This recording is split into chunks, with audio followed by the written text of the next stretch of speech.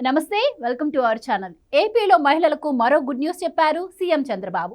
రాష్ట్ర వ్యాప్తంగా ఈ నెల 8 నుంచి కుట్టు శిక్షణ కేంద్రాలు ఏర్పాటు చేయబోతున్నట్టు ప్రకటించారు. ఈ పథకంలో భాగంగా 90 రోజుల పాటు 1,02,832 మంది మహిళలకు టైలరింగ్లో శిక్షణ ఇవ్వబోతున్నారు. ఈ శిక్షణ కేంద్రాలను బీసీ సంక్షేమ శాఖ ఆధ్వర్యంలో నిర్వహించనున్నారు. ఇప్పటికే తల్లికి వందనం విషయంలోనూ కీలక నిర్ణయం తీసుకున్న విషయం తెలిసిందే.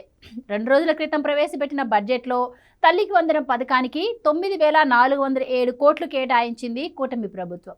ఈ స్కీమ్ ద్వారా ప్రతి కుటుంబంలో ఎంతమంది విద్యార్థులు ఉన్నా అంతమందికి సంవత్సరానికి 15,000 చొప్పున ఇస్తామని చెప్పింది.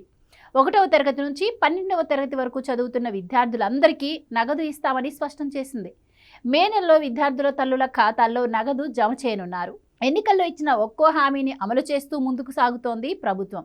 ఇప్పటికే మహిళలకు సంబంధించిన ఫ్రీ సిలిండర్ పథకాన్ని ప్రారంభించింది. మహిళలకు ఉచిత బస్సు పథకాన్ని సైతం ప్రవేశపెట్టేందుకు కసరత్తు చేస్తోంది.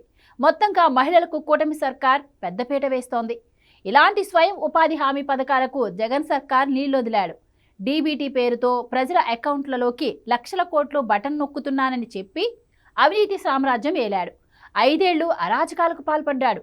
చంద్రబాబు సర్కార్ అధికారంలోకి వచ్చిన వెంటనే మహిళలను చైతన్యవంతులను చేయడంతో పాటు వారికి ఆర్థిక స్వావలంబన, ఉపాధి కల్పించడానికి కుట్టు మిషన్ల పంపిణీతో పాటు వారికి ఆ వర్కును కూడా నేర్పుతున్నారు.